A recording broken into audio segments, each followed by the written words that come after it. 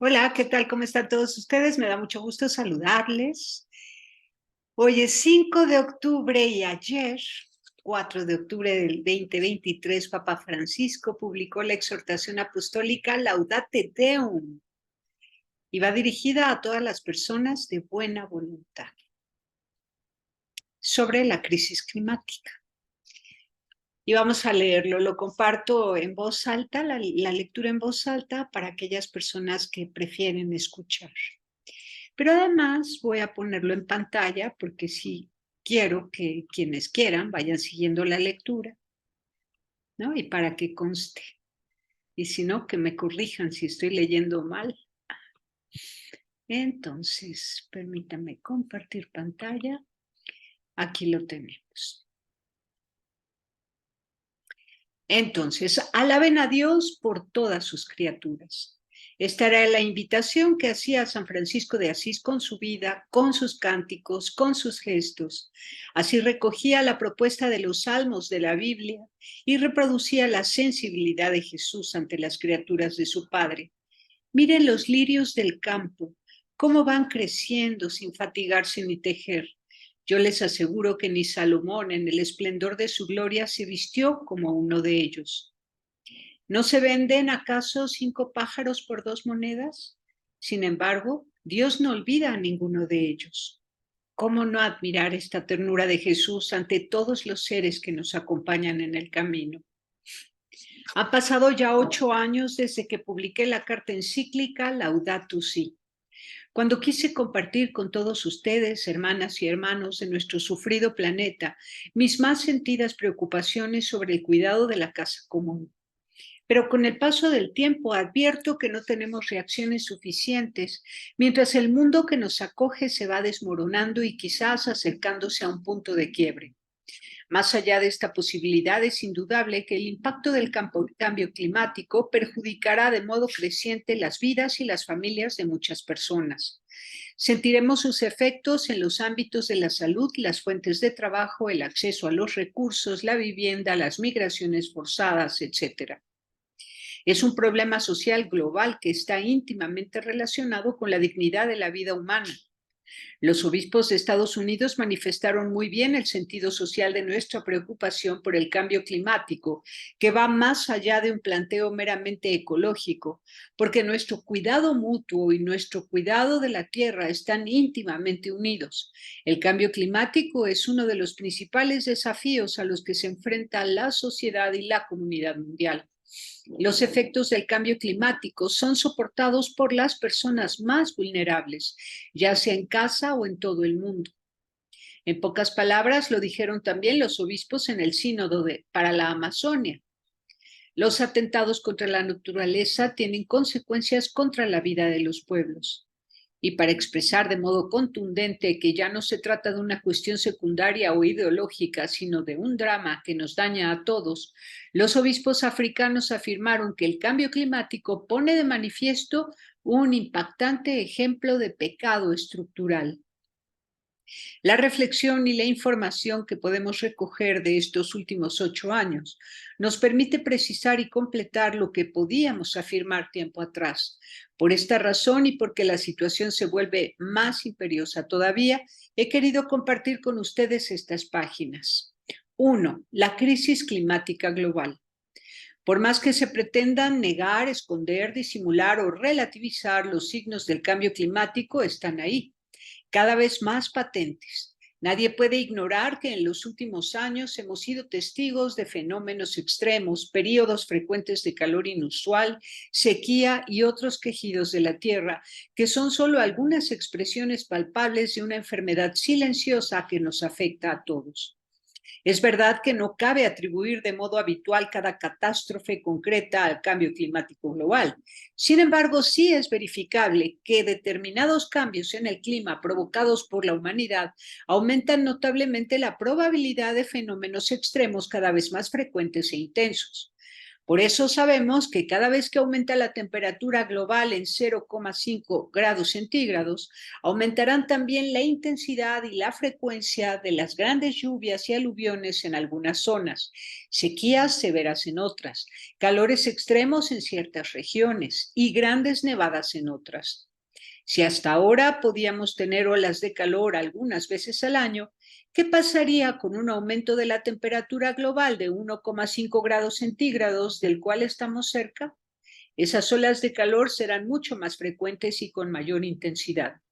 Si llega a superar los 2 grados, se derritirían totalmente las capas de hielo de Groenlandia y de buena parte de la Antártida, con enormes y gravísimas consecuencias para todos.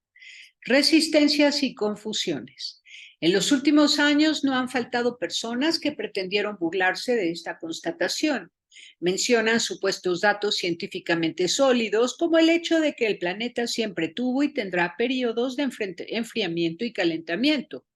Olvidan mencionar otro dato relevante, que lo que estamos verificando ahora es una inusual aceleración del calentamiento con una velocidad tal que basta una sola generación, no siglos ni milenios, para constatarlo. El aumento del nivel del mar y el derretimiento de los glaciares pueden ser fácilmente percibidos por una persona a lo largo de su vida.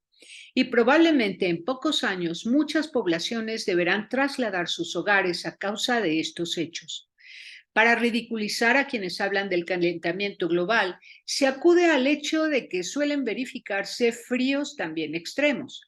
Se olvida que este y otros síntomas extraordinarios no son más que diversas expresiones alternativas de la misma causa.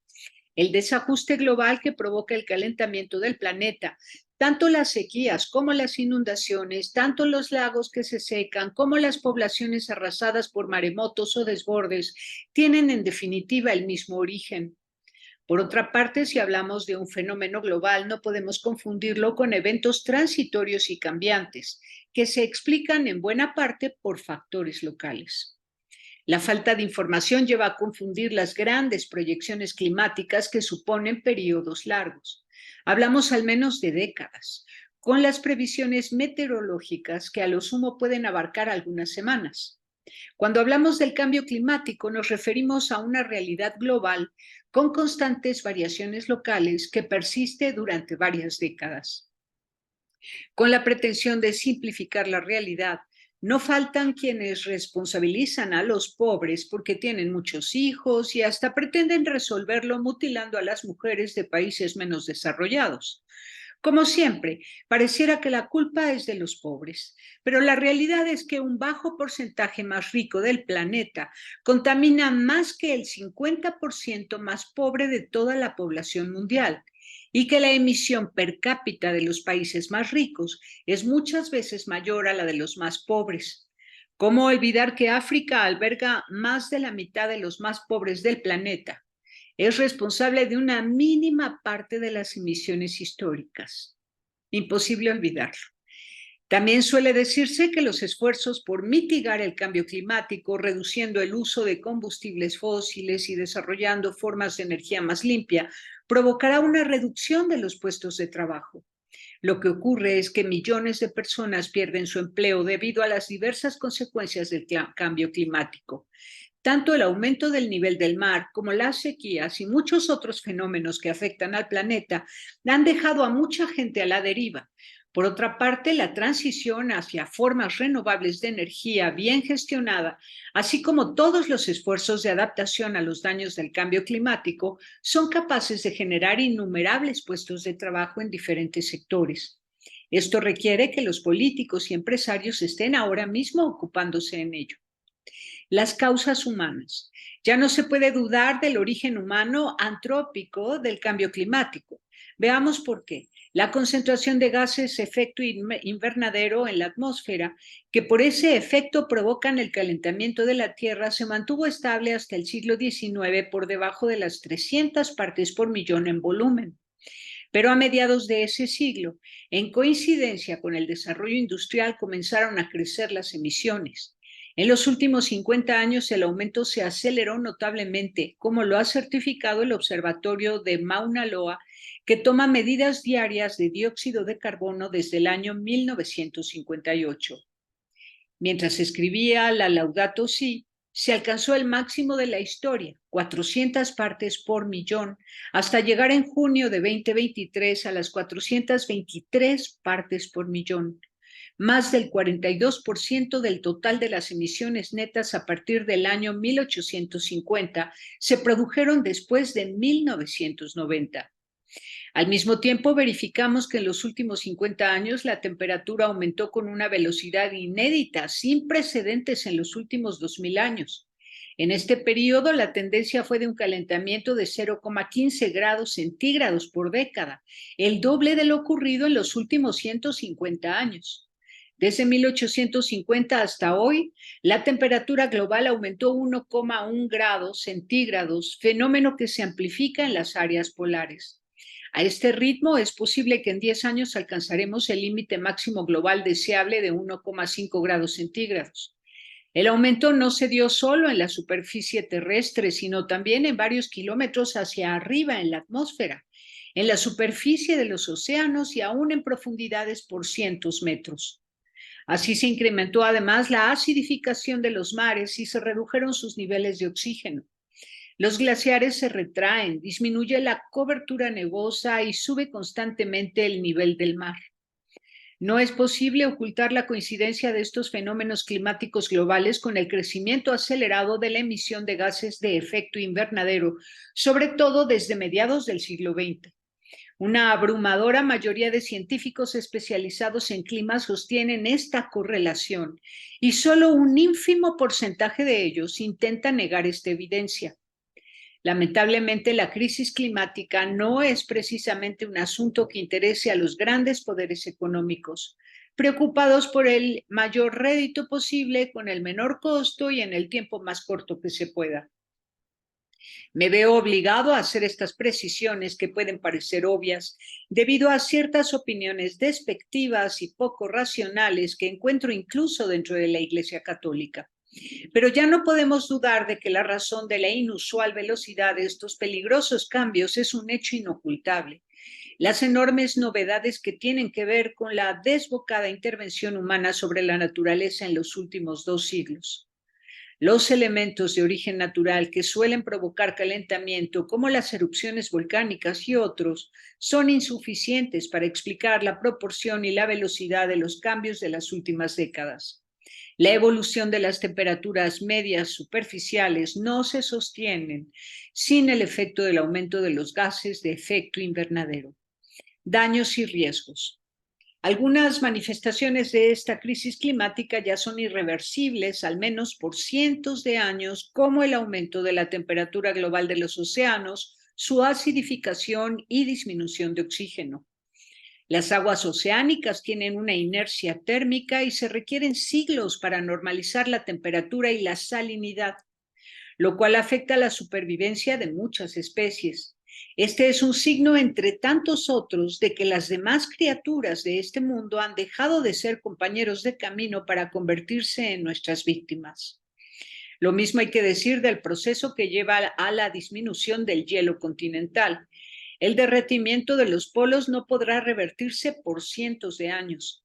En lo que respecta al clima, hay factores que siguen adelante durante mucho tiempo, independientemente de los hechos que los hayan desencadenado. Por esta razón ya no podemos detener el enorme daño que hemos causado. Solo estamos a tiempo para evitar daños todavía más dramáticos. Ciertos diagnósticos apocalípticos suelen parecer poco racionales o insuficientemente fundados. Esto no debería llevarnos a ignorar que la posibilidad de llegar a un punto crítico es real.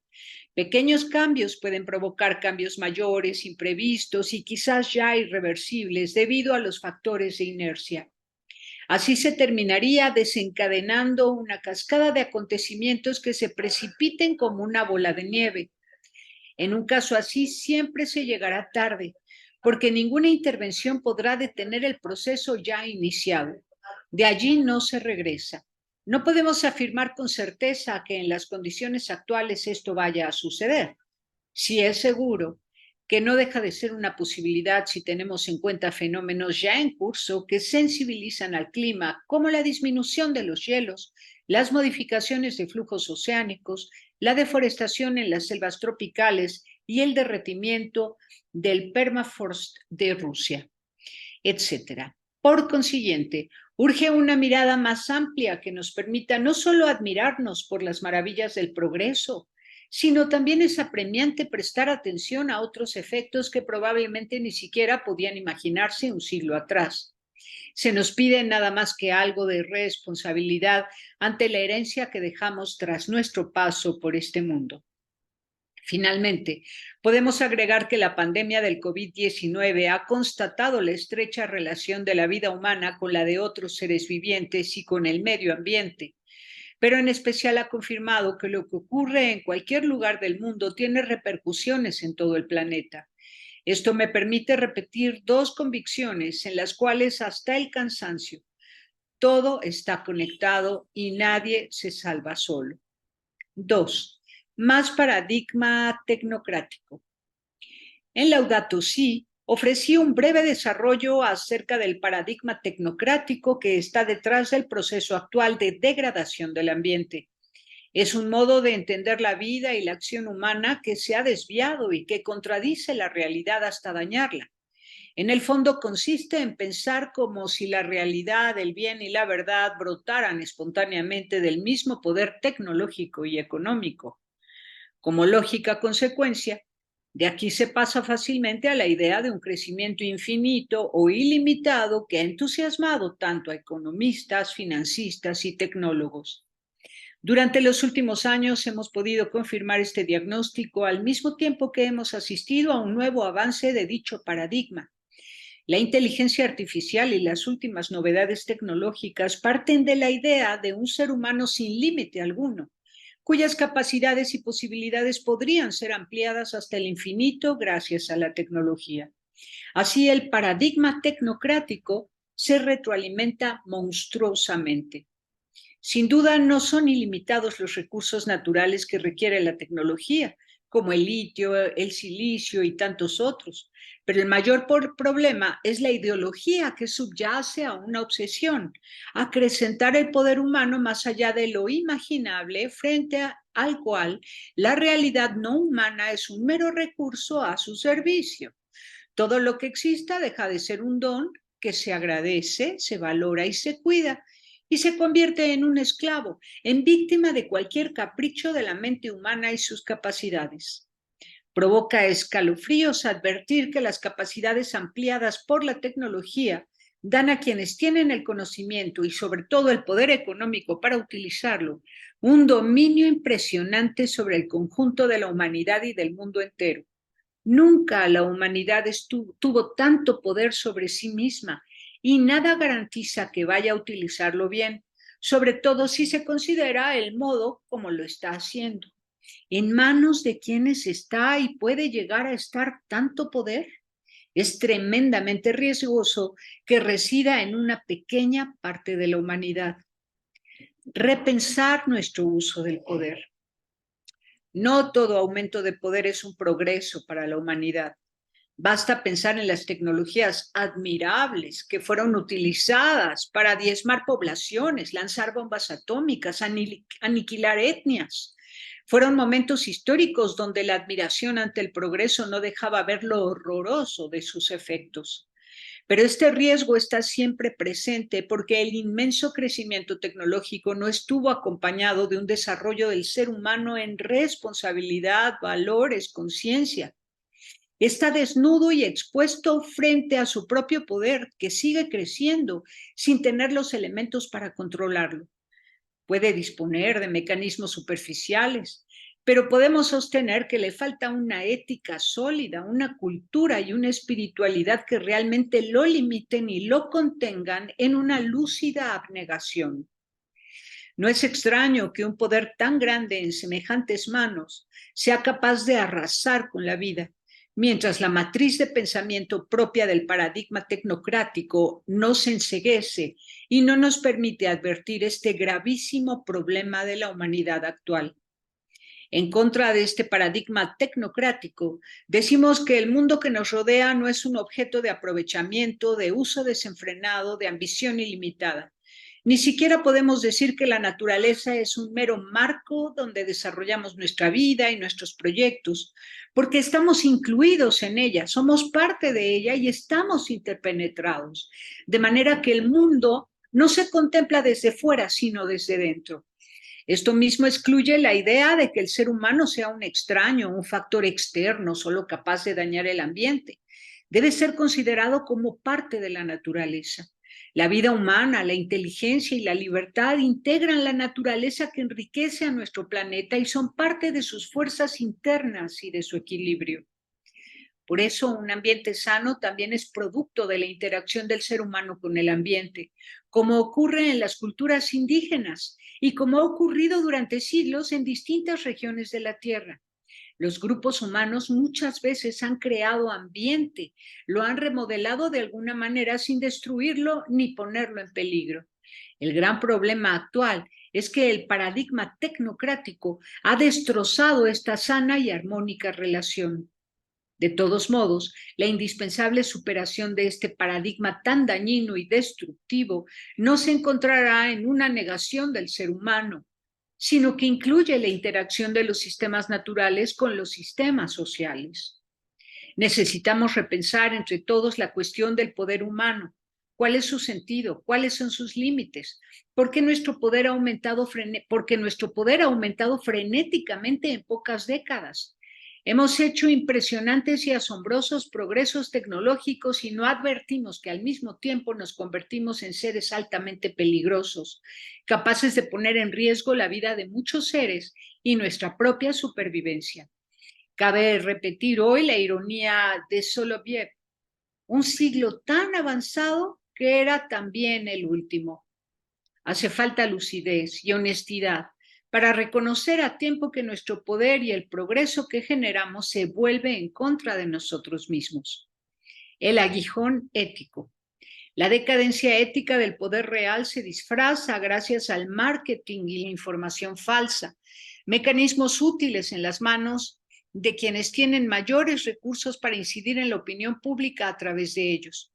Con la ayuda de estos mecanismos, cuando se piensa iniciar un emprendimiento con fuerte intervención sobre el ambiente y altos efectos contaminantes, se ilusiona a los pobladores de la zona hablando del progreso local que podrá generarse o de las posibilidades económicas, laborales y de promoción humana que esto significa para sus hijos.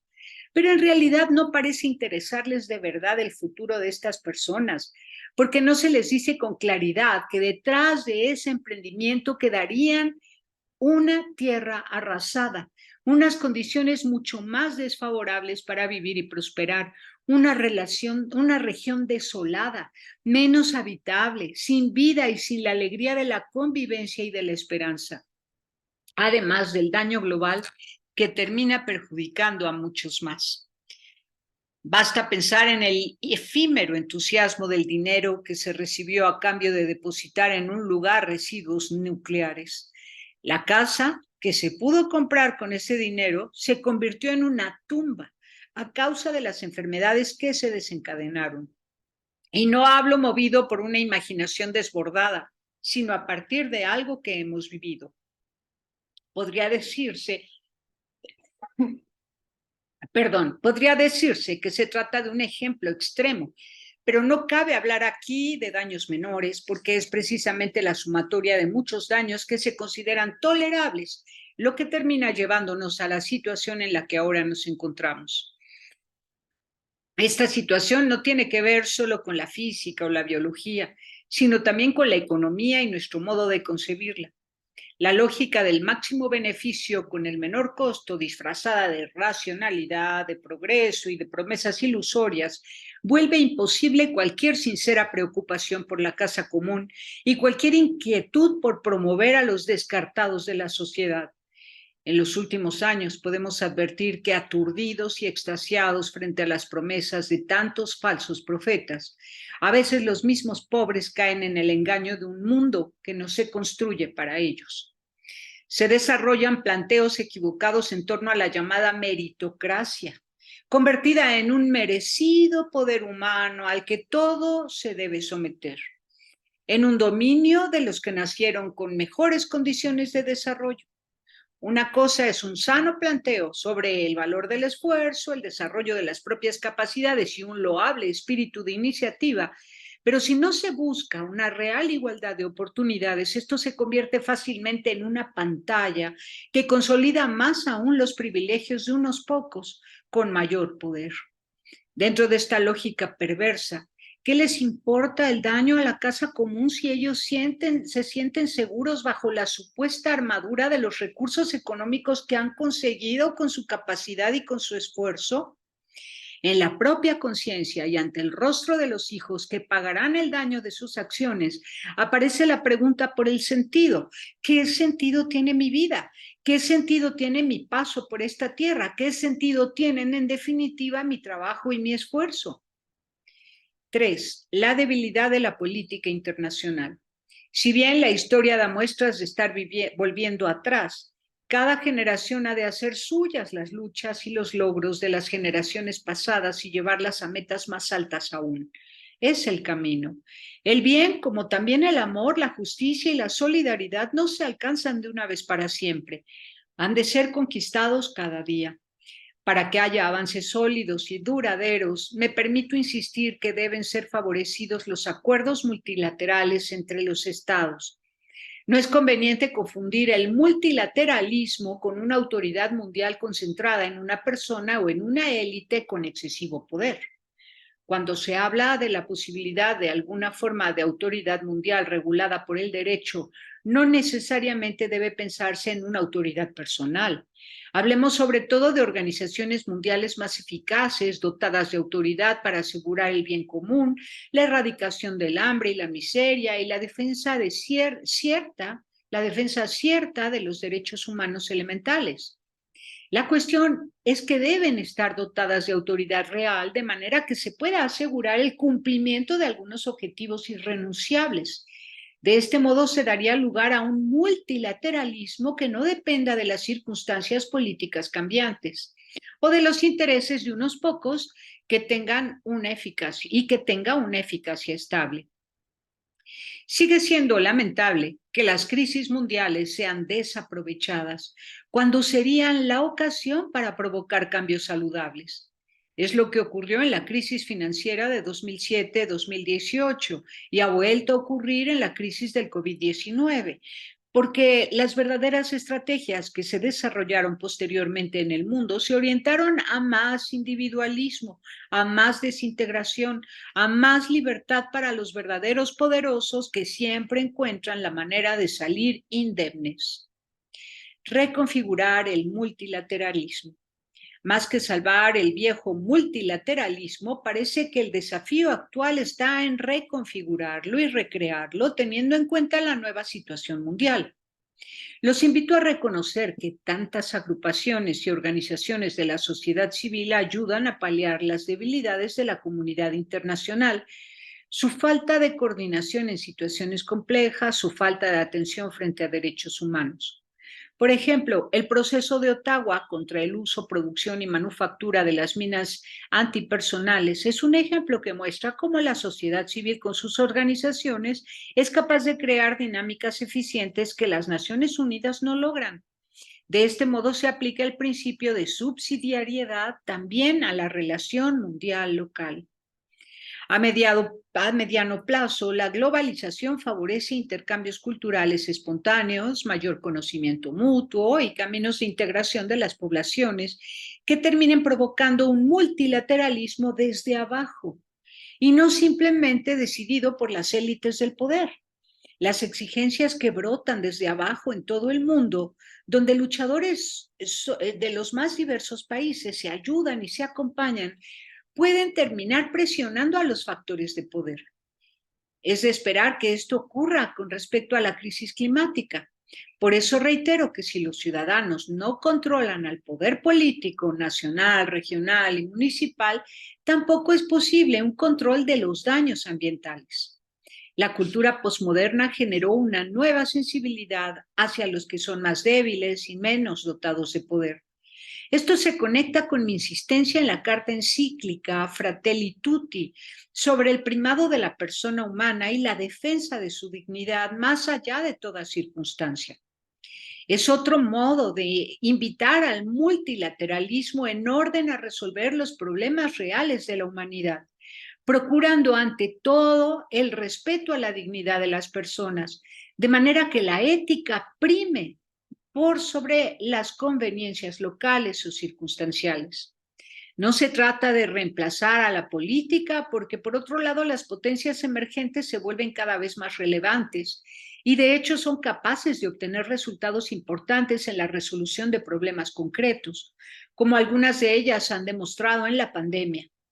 Precisamente el hecho de que las respuestas a los problemas puedan venir de cualquier país, aunque sea pequeño, termina presentando al multilateralismo como un camino inevitable. La vieja diplomacia, también en crisis, sigue mostrando su importancia y su necesidad. Todavía no ha logrado generar un modelo de diplomacia multilateral que responda a la nueva configuración del mundo. Pero si sabe reconfigurarse, debe ser parte de la solución, porque la experiencia de siglos tampoco puede ser desechada. El mundo se vuelve tan multipolar y a la vez tan complejo que se requiere un marco diferente de cooperación efectiva. No basta pensar en los equilibrios de poder, sino también en la necesidad de dar respuesta a los nuevos desafíos y de reaccionar con mecanismos globales ante los retos ambientales, sanitarios, culturales y sociales, especialmente para consolidar el respeto a los derechos humanos más elementales, a los derechos sociales y al cuidado de la casa común. Se trata de establecer reglas globales y eficientes que permitan asegurar esta tutela mundial.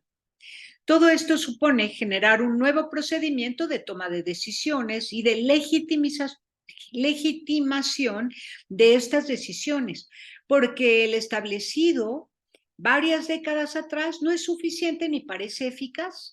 En este marco necesariamente se requieren espacios de conversación, de consulta, de arbitraje, de resolución de conflictos y de supervisión. Y en definitiva, una suerte de mayor democratización en el ámbito global para que se expresen e incorporen las variadas situaciones. Ya no nos servirá sostener instituciones para preservar los derechos de los más fuertes, sin cuidarlos de todos. Las conferencias sobre el clima, avances y fracasos. Desde hace décadas, representantes de más de 190 países se reúnen periódicamente para tratar la cuestión climática. La Conferencia de Río de Janeiro en 1992 llevó a la adopción de la Convención Marco de las Naciones Unidas sobre el Cambio Climático, un tratado que entró en vigor cuando se alcanzaron las necesarias ratificaciones de los países firmantes en 1994. Estos estados se reúnen cada año en la Conferencia de las Partes, COP, máximo organismo para la toma de decisiones. Algunas fueron fracasos, como la de Copenhague en 2009, mientras otras permitieron dar pasos importantes, como la COP3 de Kioto en 1997. Su valioso protocolo es el que puso como objetivo reducir las emisiones complexivas de gases de efecto invernadero en un 5% con respecto a 1990. El plazo era el año 2012, pero evidentemente no se cumplió. Todas las partes se comprometían además a implementar programas de adaptación para reducir los efectos del cambio climático ya en curso. Se preveía también una ayuda para cubrir los costos de estas medidas en los países en vías de desarrollo. El protocolo en realidad entró en vigor en 2005. Posteriormente se puso un mecanismo relativo a las pérdidas y los daños causados por el cambio climático, que reconoce como principales responsables a los países más ricos y procura compensar los daños y las pérdidas que el cambio climático produce en los países más vulnerables. No se trata ya de financiar la adaptación de estos países, sino de compensarlos por los daños ya sufridos. Esta cuestión fue objeto de importantes discusiones en varias COP. La COP21 de París en 2015 fue otro momento significativo porque generó un acuerdo que involucró a todos. Puede considerarse un nuevo comienzo teniendo en cuenta el incumplimiento de los objetivos planteados en la etapa anterior. El acuerdo entró en vigor el 4 de noviembre del 2016. Si bien es un acuerdo vinculante, no todas las prescripciones son obligaciones en sentido estricto y algunas de ellas dan lugar a una amplia discrecionalidad. Por otra parte, aun para las obligaciones incumplidas no se prevén estrictamente sanciones, ni hay instrumentos eficaces para garantizar su cumplimiento. Prevé también formas de flexibilidad para países en vías de desarrollo. El Acuerdo de París presenta un gran objetivo a largo plazo: mantener el aumento de las temperaturas medias globales por debajo de los 2 grados con respecto a los niveles preindustriales, intentando aún bajar a los 1,5 grados. Todavía se está trabajando para consolidar prácticas concretas de monitorización y facilitar criterios generales que permitan comparar los objetivos de los distintos países. Esto dificulta una valoración más objetiva, cuantitativa, de los resultados reales. Después de algunas conferencias con escasos resultados y la decepción de la COP25 de Madrid en 2019, se esperaba revertir esta inercia de la COP26 de Glasgow en 2021.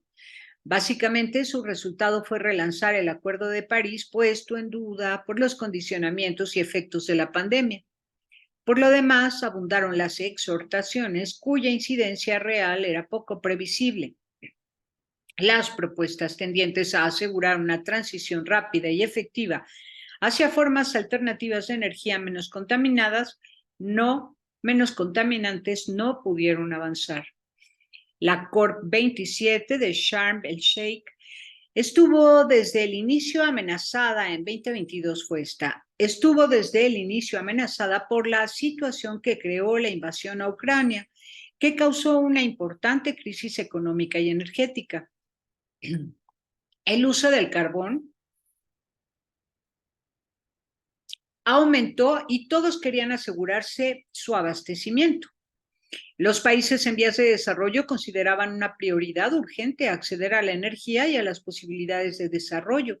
Hubo un claro sinceramiento al reconocer que, de hecho, los combustibles fósiles proveen todavía el 80% de la energía mundial y que su uso sigue en aumento. Esta conferencia egipcia fue un ejemplo más de la dificultad de las negociaciones. Podría decirse que produjo al menos un avance en la consolidación del sistema de financiación por las pérdidas y los daños en los países más afectados por los desastres climáticos.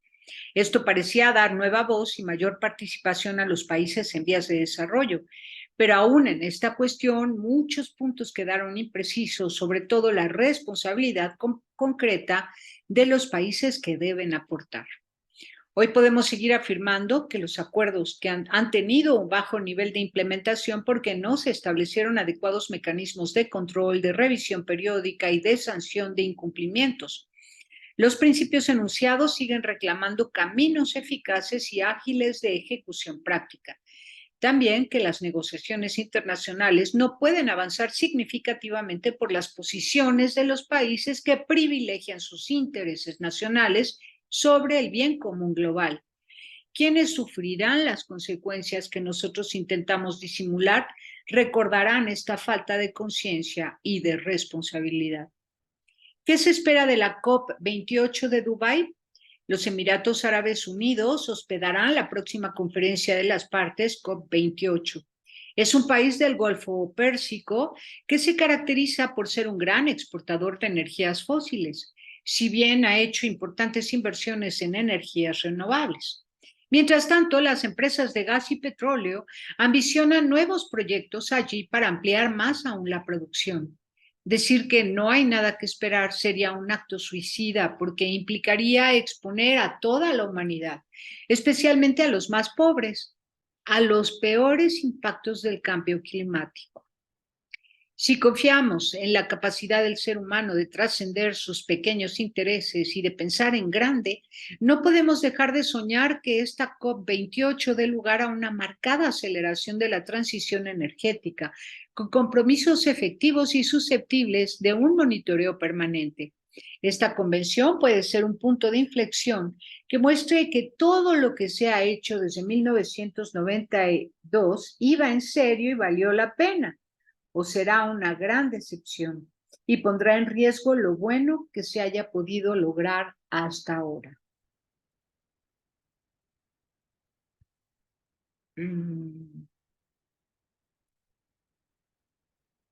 A pesar de tantas negociaciones y acuerdos, las emisiones globales siguieron creciendo. Es verdad que se puede afirmar que sin estos acuerdos habrían crecido todavía más, pero en otros temas relacionados con el medio ambiente, cuando hubo voluntad, se obtuvieron resultados muy significativos, como ocurrió con la protección de la capa de ozono. En cambio, la transición que se necesita hacia energías limpias como la eólica y la solar, abandonando los combustibles fósiles, no tiene la velocidad necesaria. Por consiguiente, lo que se está haciendo corre el riesgo de interpretarse solo como un juego para distraer. Necesitamos superar la lógica de aparecer como seres sensibles y al mismo tiempo no tener la valentía de producir cambios sustanciales. Sabemos que a este ritmo, solo en pocos años superaremos el límite máximo deseable de 1,5 grados centígrados y en poco tiempo más podríamos llegar a los 3 grados, con un alto riesgo de alcanzar un punto crítico. Aunque no se llegara a este punto de no retorno, lo cierto es que las consecuencias serían desastrosas y deberían tomarse medidas de modo precipitado, con costos enormes y con gravísimas e intolerables consecuencias económicas y sociales. Si las medidas que tomemos ahora tienen costos, estos serían mucho más pesados mientras más esperemos. Serán mucho más pesados mientras más esperemos. Considero imprescindible insistir en que buscar solo un remedio técnico a cada problema ambiental que surja es aislar cosas que en la realidad están entrelazadas y esconder los verdaderos y más profundos problemas del sistema mundial. Es verdad que son necesarios los esfuerzos de adaptación frente a los males que son irreversibles en el corto plazo. También son positivas algunas intervenciones y avances tecnológicos que permitan absorber o capturar los gases emitidos, pero corremos el riesgo de quedarnos encerrados en la lógica de emparchar, colocar remiendos, atar con alambre, mientras por debajo avanza un proceso de deterioro que continuamos alimentando. Suponer que cualquier problema futuro podrá ser resuelto con nuevas intervenciones técnicas es un pragmatismo homicida, como patear hacia adelante una bola de nieve. Terminemos de una vez con las burlas irresponsables que presenta este tema como algo solo ambiental, verde, romántico, frecuentemente ridiculizado por los intereses económicos. Aceptemos finalmente que es un problema humano y social en un variado arco de sentidos. Por eso se requiere un acompañamiento de todos. Suelen llamar la atención en las conferencias sobre el clima las acciones de grupos que son criticados como radicalizados, pero en realidad ellos cubren un vacío de la sociedad entera que debería ejercer una sana presión, porque a cada familia le corresponde pensar que está en juego el futuro de sus hijos. Claro, hay grupos radicales por falta de apoyo de toda la humanidad en un tema común, como es el cuidado del planeta. Si hay un interés sincero en lograr que la COP28 sea histórica, que nos honre y ennoblezca como seres humanos, entonces solo cabe esperar formas vinculantes de transición energética que tengan 3 características: que sean eficientes, que sean obligatorias y que se puedan monitorear fácilmente. Esto para lograr que se inicie un nuevo proceso destacado por 3 aspectos: que sea drástico, que sea intenso y que cuente con el compromiso de todos. No es lo que ocurrió en el camino recorrido hasta ahora y solo con ese proceso se podría recuperar la credibilidad de la política internacional, porque únicamente de esa manera concreta será posible reducir notablemente el dióxido de carbono y evitar a tiempo los peores males. Ojalá quienes intervengan puedan ser estrategas capaces de pensar en el bien común y en el futuro de sus hijos, más que en intereses circunstanciales de algunos países o empresas. Ojalá muestren así la nobleza de la política y no su vergüenza. A los poderosos me atrevo a repetirles esta pregunta: ¿Para qué se quiere preservar hoy un poder que será recordado por su incapacidad de intervenir cuando era urgente y necesario hacerlo? Las motivaciones espirituales. A los fieles católicos no quiero dejar de recordarles las motivaciones que brotan de la propia fe. Aliento a los hermanos y hermanas de otras religiones a que hagan lo mismo, porque sabemos que la fe auténtica no solo da fuerzas al corazón humano, sino que transforma la vida entera, transfigura los propios objetivos, ilumina la relación con los demás y los lazos con todo lo creado. A la luz de la fe. La Biblia narra que Dios miró todo lo que había hecho y vio que era muy bueno. De Él es la tierra y todo lo que hay en ella. Por eso Él nos dice, la tierra no podrá venderse definitivamente porque la tierra es mía y ustedes son para mí como extranjeros y huéspedes. La tierra es mía y ustedes son para mí como extranjeros y huéspedes. Entonces, esta responsabilidad ante una tierra que es de Dios implica que el ser humano dotado de inteligencia respete las leyes de la naturaleza y los delicados equilibrios entre los seres de este mundo. Por otra parte, el conjunto del universo, con sus múltiples relaciones, muestra mejor la inagotable riqueza de Dios. Por consiguiente, para ser sabios, necesitamos captar la variedad de las cosas en sus múltiples relaciones. En este camino de sabiduría, no es irrelevante para nosotros que desaparezcan tantas especies, que la crisis climática ponga en riesgo la vida de tantos seres. Jesús podía invitar a otros a estar atentos a la belleza que hay en el mundo porque él mismo estaba en contacto permanente con la naturaleza y le prestaba una atención llena de cariño y asombro. Cuando recorría cada rincón de su tierra, se detenía a contemplar la hermosura sembrada por su Padre e invitaba a sus discípulos a reconocer en las cosas un mensaje divino. Al mismo tiempo, las criaturas de este mundo ya no se nos presentan como una realidad meramente natural, porque el resucitado las envuelve misteriosamente y las orienta a un destino de plenitud. Las mismas flores del campo y las aves que él contempló admirado con sus ojos humanos, ahora están llenas de su presencia luminosa. Si el universo se desarrolla en Dios, que lo llena todo, entonces hay mística en una hoja, en un camino, en el rocío, en el rostro del pobre. El mundo canta un amor infinito. ¿Cómo no cuidarlo? Caminar en comunión y compromiso. Dios nos ha unido a todas sus criaturas. Sin embargo, el paradigma tecnocrático nos puede aislar del mundo que nos rodea y nos engaña haciéndonos olvidar que todo el mundo es una zona de contacto. La cosmovisión judeocristiana defiende el valor particular y central del ser humano en medio del concierto maravilloso de todos los seres.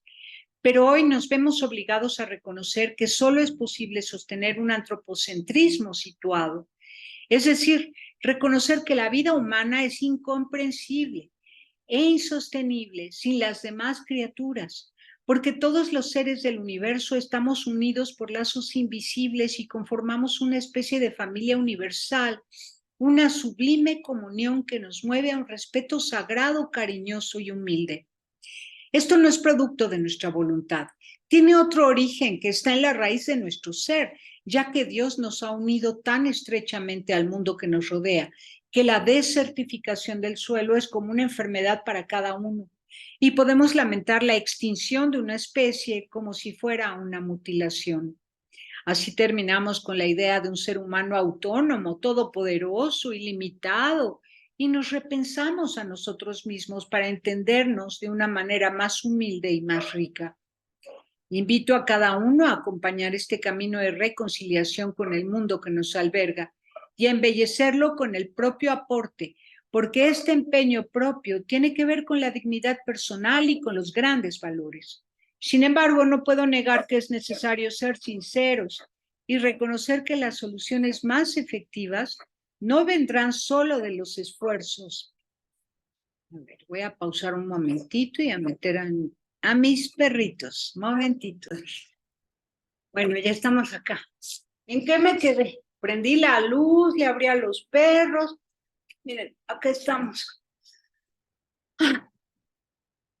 Entonces, Nos repensamos a nosotros mismos para entendernos de una manera más humilde y más rica. Invito a cada uno a acompañar este camino de reconciliación con el mundo que nos alberga, embellecernos con el propio aporte, porque este empeño propio tiene que ver con la dignidad personal y con los grandes valores. Sin embargo, no puedo negar que es necesario ser sinceros y reconocer que las soluciones más efectivas no vendrán solo de esfuerzos individuales, sino ante todo de las grandes decisiones en la política nacional e internacional. No obstante, todo suma y evitar entre todos un aumento de 1/10 de grado en la temperatura global ya puede ser suficiente para evitar algunos sufrimientos a muchas personas. Pero lo que importa es algo menos cuantitativo. Recordar que no hay cambios duraderos sin cambios culturales, sin una maduración en la forma de vida y en las convicciones de las sociedades. Y no hay cambios culturales sin cambios en las personas. El esfuerzo de los hogares por contaminar menos, reducir los desperdicios, consumir con prudencia, va creando una nueva cultura. Este solo hecho de modificar los hábitos personales, familiares y comunitarios alimenta la preocupación frente a las responsabilidades incumplidas de los sectores políticos y la indignación ante el desinterés de los poderosos. Advirtamos entonces que aun cuando esto no produce de inmediato un efecto muy notable, desde el punto de vista cuantitativo sí colabora para gestar grandes procesos de transformación que operan desde las profundidades de la sociedad. Si consideramos que las emisiones per cápita en Estados Unidos son alrededor del doble de las de un habitante de China y cerca de 7 veces más respecto a la media de los países más pobres, podemos afirmar que un cambio generalizado en el estilo de vida irresponsable ligado al modelo occidental tendría un impacto significativo a largo plazo. Así, junto con las indispensables decisiones políticas, estaríamos en la senda del cuidado mutuo. Alaben a Dios es el nombre de esta carta, porque un ser humano que pretende ocupar el lugar de Dios se convierte en el peor peligro para sí mismo. Dado en Roma, en la Basílica de San Juan de Letrán, el 4 de octubre, fiesta de San Francisco de Asís del año 2023, 11º de mi pontificado. Y bueno, aquí están todas las referencias bibliográficas de donde el Papa tomó algunos fragmentos para escribir esta exhortación apostólica, preciosa, muy importante, sobre todo porque el tema de los seres humanos es muy importante. ¿Para qué queremos el planeta sano? Lo queremos precisamente para la vida de los seres humanos.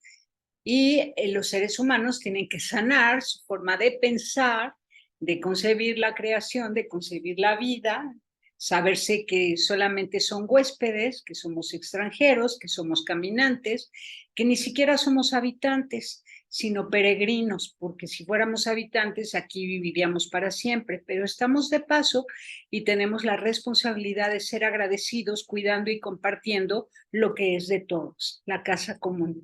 Precioso Papa Francisco como siempre, que no deja de llenarnos de sorpresas y de belleza. Pásela bien haciendo el bien. Hasta la próxima.